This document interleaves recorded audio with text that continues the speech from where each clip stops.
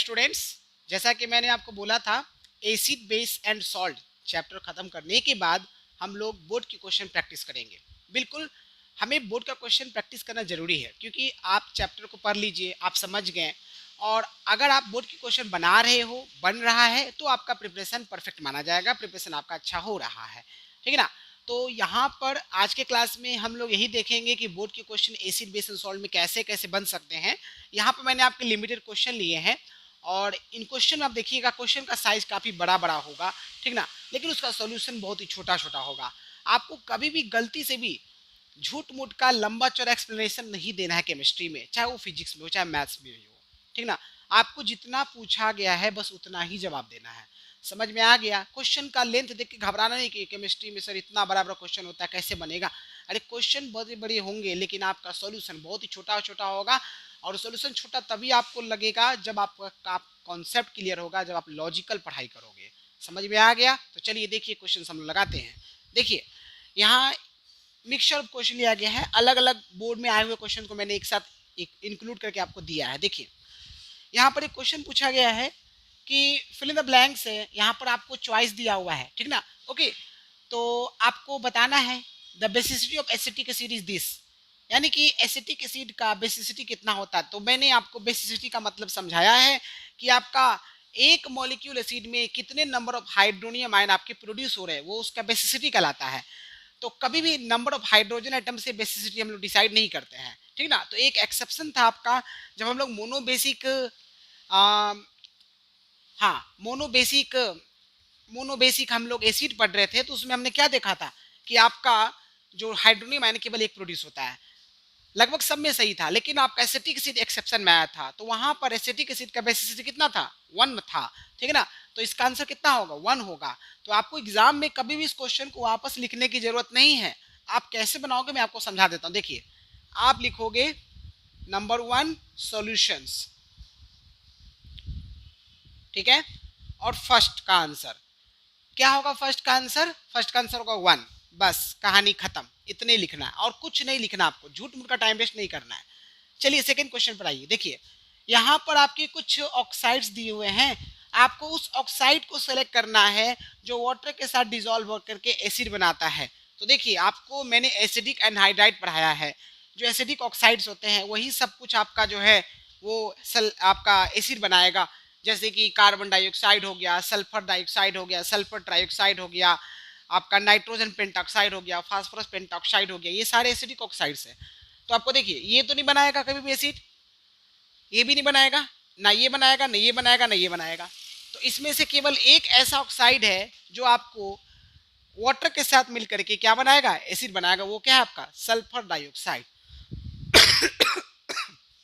तो देखिए, आपसे बस यही पूछा गया है कि इनमें से कौन सा वो ऑक्साइड है जो वाटर के साथ मिल करके एसिड बनाएगा। तो आपको बस सिलेक्ट करना है। तो कौन सा आंसर होगा?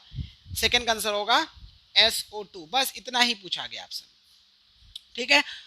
आपसे जितना पूछा मैंने उतने कर दिया, लेकिन मान लीजिए क्वेश्चन में बोल देता कि इसका रिएक्शन भी लिखिए।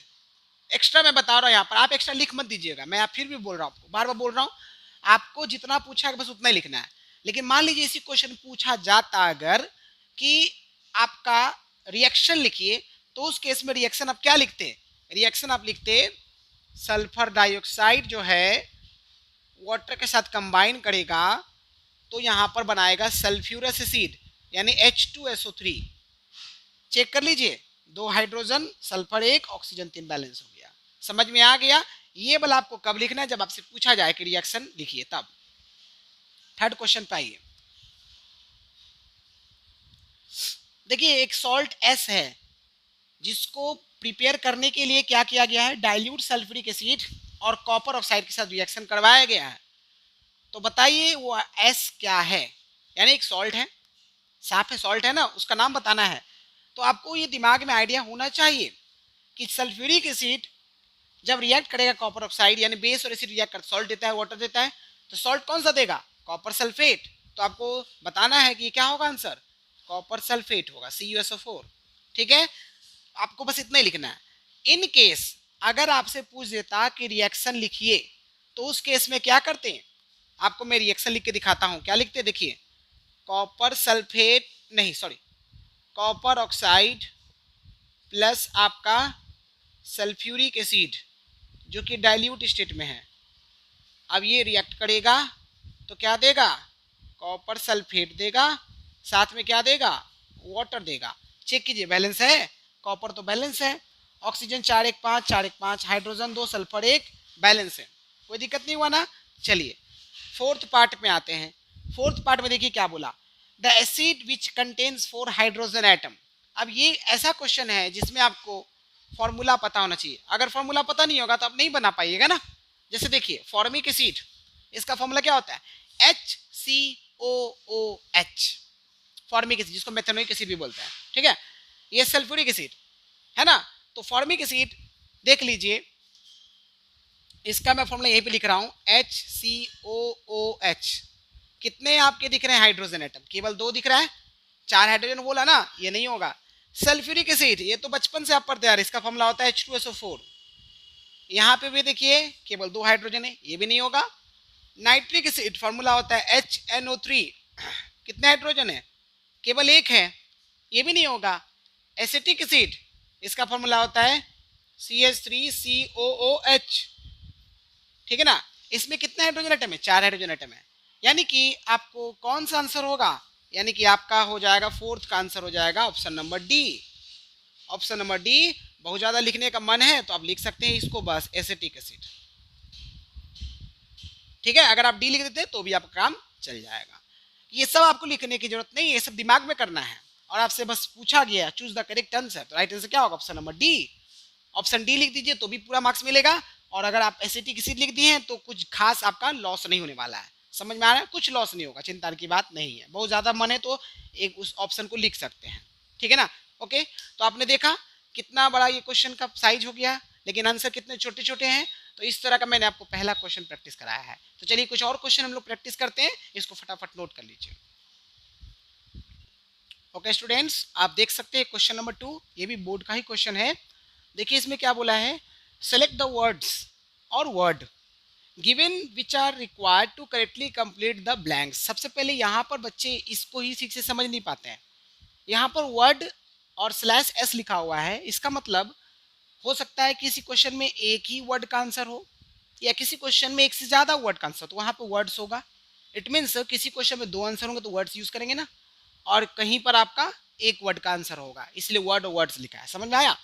और ये आपको एक हिंट भी दे दिया है, आप देख सकते हैं ब्रैकेट में इतने सारे आपको आंसर दिए हुए हैं, इसी में से आपको सेलेक्ट करना है, आपको अपने मन से कुछ नहीं लिखना है, समझ रहे हैं ना। और ये क्वेश्चन आपको देखिए कितना बेहतरीन क्वेश्चन बनाया गया है, ठीक है। तो देख सकते हैं क्वेश्चन का साइज कितना बड़ा है। और जब इसका सोल्यूशन अभी करेंगे देखिएगा आपका 3 लाइन में आंसर खत्म, समझ रहे हैं ना। तो चलिए देखिए कैसे बनाएंगे इस क्वेश्चन को। तो देखिए मैंने बिल्कुल जैसे बोला वैसे कीजिएगा आप। इसका सॉल्यूशन आप लिखिएगा, सॉल्यूशन किसका, क्वेश्चन नंबर 2 का ना। तो चलिए सॉल्यूशन करने जा रहे हैं, कितना, फर्स्ट नंबर का। क्या लिखा हुआ है, एक सॉल्यूशन m है, आपको नहीं पता सॉल्यूशन m कौन सा है, लेकिन देखिए लिखा है, हिंट दिया है, टर्न्स ब्लू लिटमस रेड। अब बताइए एसिड जो है ना वही ना ब्लू को रेड में चेंज करता है, ठीक ना। तो इसका मतलब अगर ये एसिड है, ये आपको दिमाग लगाना है, अगर ये एसिड है तो उसमें कौन सा आयंस होगा। तो आप सोचिएगा, अच्छा एसिड में हमने पढ़ा था हाइड्रोनियम आयन होता है, तब देखो इसमें कहीं हाइड्रोनियम आयन दिख रहा है क्या, हाँ दिख रहा है। तो इसका मतलब आपका फर्स्ट का आंसर क्या हो जाएगा, आपका फर्स्ट का आंसर हो जाएगा हाइड्रोनियम। हाइड्रोनियम आयंस भी नहीं लिखना है क्योंकि ऑलरेडी आयंस दिया हुआ है ना। चलिए आगे बढ़िए। और एक दूसरा सोल्यूशन ओ है जो रेड लिटमस को ब्लू में चेंज करता है। अब रेड लिटमस को ब्लू में चेंज कौन करता है, बेस करता है। तो बेस में कौन सा आयंस होता है, याद आया, हाइड्रोक्साइड या फिर हाइड्रोजिल। तो देखिए कहीं हाइड्रोजिल या हाइड्रोक्साइड है क्या, ये रहा हाइड्रोक्साइड, है ना। इसका मतलब आपका सेकंड का आंसर क्या हो जाएगा, सेकंड का आंसर हो जाएगा हाइड्रोक्साइड।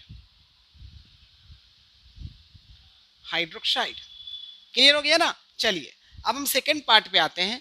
सेकंड पार्ट में ध्यान से देखिए, सेकंड पार्ट में क्या लिखा है कि जब ये सॉल्यूशन M और ये सॉल्यूशन O आपस में एक साथ मिक्स किया जाता है तो प्रोडक्ट आपको क्या बनेगा। तो जरा सोचिए M और O है क्या, M आपका एसिड है, O क्या है, बेस है। आपने अच्छे से पढ़ा, when acid reacts with base it will produce salt and water only, पढ़ा है अच्छे से। तो आप देख सकते हो आपको सॉल्ट वाटर हिंट में होना चाहिए। तो देखिए सॉल्ट एंड वाटर दोनों है, तो आप क्या लिखोगे, आपका जो है थर्ड में हो जाएगा सॉल्ट और फोर्थ में हो जाएगा वाटर। अब कोई बच्चा को डाउट आएगा, सर हम पहले वाटर लिख दे फिर सॉल्ट लिख दे तो क्या गलत माना जाएगा? नहीं बाबू, सही है, वो भी सही है, समझ गए, कोई दिक्कत नहीं उसमें। चलिए अब आखिरी पार्ट पे आते हैं, थर्ड नंबर, ठीक है ना। मेरा स्पेस कम था इसलिए मैं इस तरह से लिख रहा हूं। आप अपने एग्जाम के कॉपी में पहले फर्स्ट, फिर उसके नीचे सेकंड, फिर उसके नीचे थर्ड, मैं छोटी छोटी बातें भी आपको बताते जा रहा हूं ताकि आप गलती नहीं करें, ठीक है ना। अब देखिए क्या बोला गया, अगर एक मैग्नीशियम पीस को हम सोल्यूशन में डालते हैं, रखते हैं, है ना, तो कौन सा गैस आपको इवॉल्व होने वाला है? तो आपको पता है ना, मैग्नीशियम जब एसिड के साथ रिएक्ट करेगा, एक्टिव मेटल है मैग्नीशियम, एसिड के साथ रिएक्ट करेगा तो कौन सा गैस बनता है? हाइड्रोजन गैस बनता है। तो खोजना है क्या हाइड्रोजन है? बिल्कुल हाइड्रोजन। यानी क्या लिखिएगा, थर्ड में जो फिफ्थ का आंसर हो जाएगा वो क्या हो जाएगा, हाइड्रोजन हो जाएगा, हाइड्रोजन हो जाएगा। तो आप देख सकते हैं स्टूडेंट्स, तो इस तरह से हम लोगों ने इस क्वेश्चन को भी कर लिया। देखिए आप कितना बड़ा क्वेश्चन था, सॉल्यूशन देखिए कितना छोटा छोटा है। तो मैंने क्या बोला, मैं फिर से बोल रहा हूँ, आपसे जितना पूछा जाए बस उतना ही जवाब देना है, फालतू का जवाब नहीं देना है, ठीक है ना। चलिए तो फटाफट इसको नोट कर लीजिए। ओके स्टूडेंट्स, क्वेश्चन नंबर 3 देखिए, यहाँ पर आपको टोटल 5 सॉल्यूशंस दिया जा रहा है, ए बी सी डी और ई, ठीक है ना, जिसका पीएच वैल्यू आपको दिया हुआ है, ठीक है। तो पीएच वैल्यू पर बेस्ड ये क्वेश्चन है, यानी कि बेस का क्वेश्चन है। देखिए ए का पीएच वैल्यू है 1.8, बी का 7, सी का 8.5, डी का 13 और ई का 5 दिया हुआ है।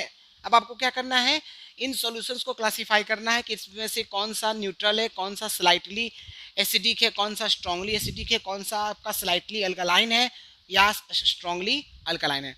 अल्कलाइन बोले या फिर बेसिक बोले, मतलब सेम है। और उसके बाद आपको बताना है कि कौन सा सोल्यूशन जो है वो आपको मैग्नीशियम पाउडर के साथ हाइड्रोजन गैस देगा और जिंक मेटल के साथ भी हाइड्रोजन गैस देगा। और ये बताने के बाद अब आपको बताना है कि उसका वर्ड इक्वेशन लिखिए। देखिए यहाँ पर वर्ड इक्वेशन लिखा हुआ है, केमिकल इक्वेशन नहीं लिखा हुआ है, वर्ड इक्वेशन, इसको थोड़ा सा ध्यान रखना है। तो चलिए, इतना बड़ा क्वेश्चन है ना, इसका सॉल्यूशन देखिए कितना आसान होगा, ठीक है ना। ओके देखिए, सबसे पहले हम बात करेंगे कि क्लासिफाई करने जा रहे हैं ना, तो बताइए ए का जो पीएच वैल्यू है 1.8 है, राइट। तो इसका मतलब ये कैसा सॉल्यूशन है, स्ट्रांगली एसिडिक, स्ट्रांगली एसिडिक। आपने पढ़ा है ना, अगर पीएच वैल्यू 7 है तो न्यूट्रल है, 7 से आगे जा रहे हैं 8 9 10 11 12 14 तक जाएंगे तो वो आपका सारा बेसिक होगा। तो अगर 7 के नज़दीक का 8 9 है तो आपका स्लाइटली अल्कलाइन होगा। उसके आगे और जा रहे हैं, जैसे 12 पे चले गए, 13 पे चले गए, 14 पे चले गए, है ना, वो आपका स्ट्रांगली अल्कलाइन हो जाएगा, समझ रहे हैं ना। उसी तरह 7 से नीचे जब जाते हैं, यानी कि 6 5 4 3 2 1, ये सारे के सारे आपके क्या हैं, एसिडिक है। अगर आप 7 से नीचे से 6 पे आते हैं, 5 पर आते हैं, तो ये आपका स्लाइटली एसिडिक होगा। और जैसे आप और नीचे जाते हैं, यानी कि 4 3 2 1, तो आपका स्ट्रांगली एसिडिक होगा। समझ में आ गया ना, इसको ध्यान रखना है। तो पीएच पर बेस्ड क्वेश्चन आते हैं एग्जाम में, तो अच्छे से प्रैक्टिस करना है। तो देखिए बी का वैल्यू कितना दिया हुआ है, 7 दिया हुआ है, यानी ये कैसा है, न्यूट्रल है। सी का पीएच वैल्यू 8.5 है, इसका मतलब ये आपका 7 से जस्ट ऊपर गया है ना, तो ये आपका स्लाइटली अल्कलाइन होगा, स्लाइटली अल्कलाइन होगा, ठीक है ना। अब देखिए डी आपका 13 है, यानी ये स्ट्रांगली अल्कलाइन है, स्ट्रांगली अल्कलाइन है। और ई का पीएच आपका कितना दिया हुआ है, 5 दिया हुआ है, यानी ये आपका जो है स्लाइटली एसिडिक है, स्लाइटली एसिडिक है, ठीक है। ये पहले क्लासिफिकेशन कर लिया, क्योंकि बोला था क्लासिफाई करने के लिए, इसलिए क्लासिफिकेशन कर लिया। अब आपका फर्स्ट का जवाब देना है, कौन सा सोल्यूशन जो है वो सबसे ज़्यादा यूज़ किया जाएगा हाइड्रोजन गैस को प्रोड्यूस कराने के लिए। तो अब खुद देखिए, स्लाइटली अल्कलाइन काम नहीं करेगा, ना ही आपका स्लाइटली ये स्ट्रांगली अल्कलाइन काम करेगा, ना स्लाइटली एसिडिक, ना ही आपका न्यूट्रल। एक यही स्ट्रांगली एसिडिक, यही वाला आपका काम आएगा। तो इसका मतलब आपका आंसर क्या आ जाएगा, केवल ए लिख दीजिएगा। लिख दिया। वर्ड इक्वेशन लिखना है दोनों का ना, तो व्हाट इक्वेशन लिखना है, तो देखिए आपका मैग्नीशियम है तो क्या लिखेंगे, मैग्नीशियम प्लस का हाइड्रोक्लोरिक एसिड क्या देगा, मैग्नीशियम क्लोराइड देगा,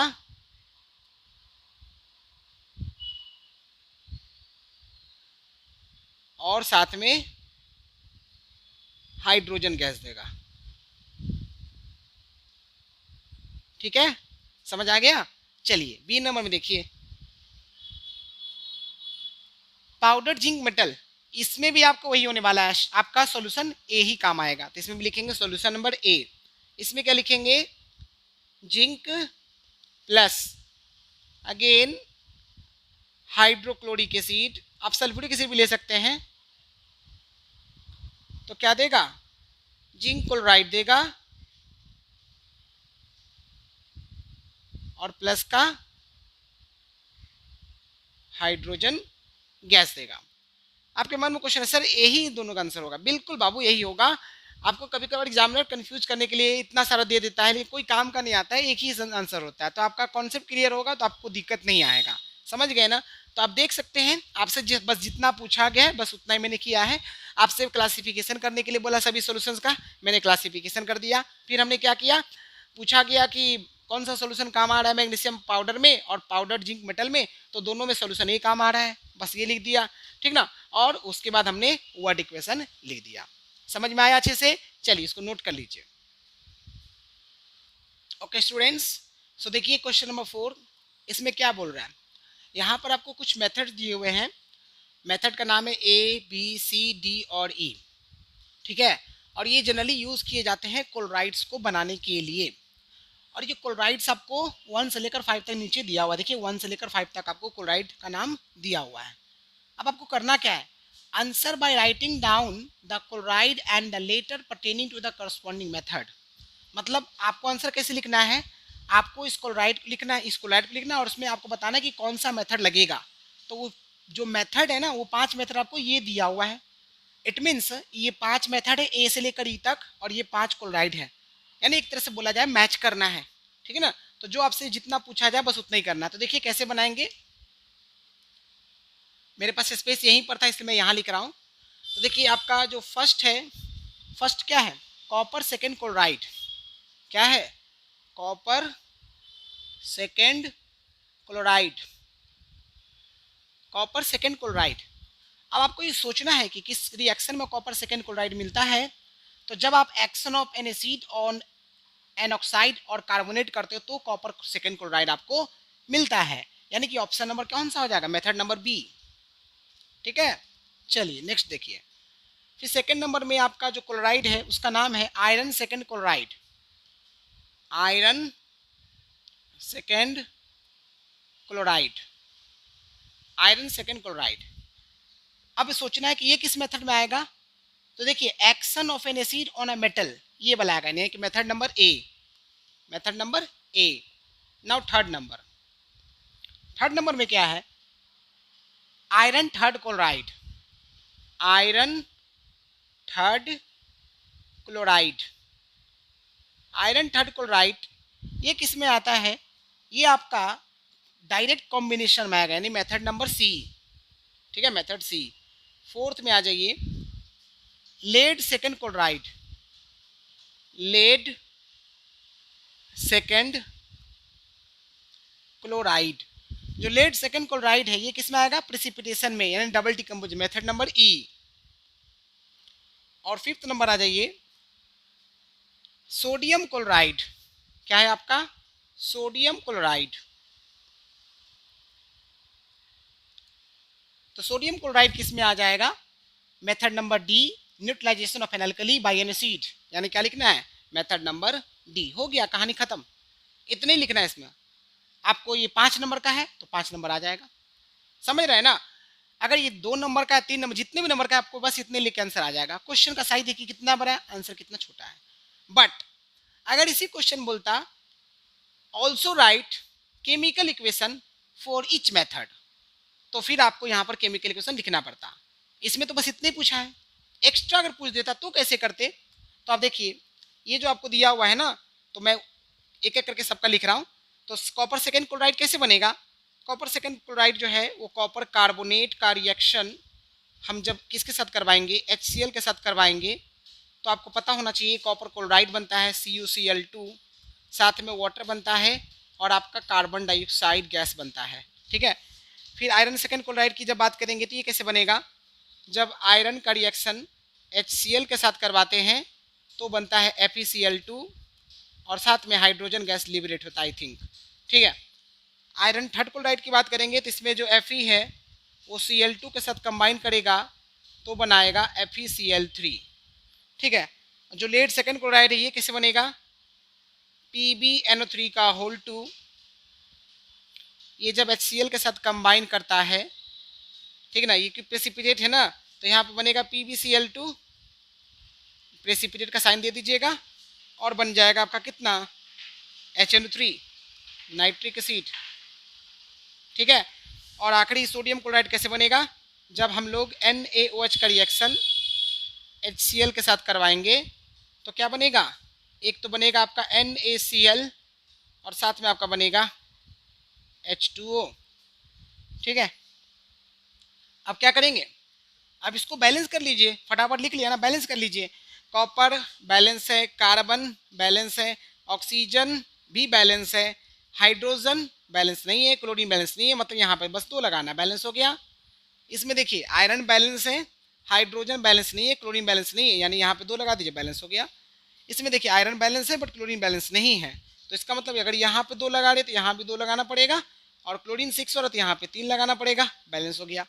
लेड बैलेंस है, नाइट्रोजन 2, नाइट्रोजन बैलेंस नहीं है, ऑक्सीजन 3 2 6 है, ऑक्सीजन बैलेंस नहीं है, हाइड्रोजन बैलेंस नहीं है। अगर मैं यहाँ पे 2 लगा देता हूँ तो मुझे यहाँ भी 2 लगाना पड़ेगा, आई थिंक बैलेंस हो चुका है, चेक कीजिए।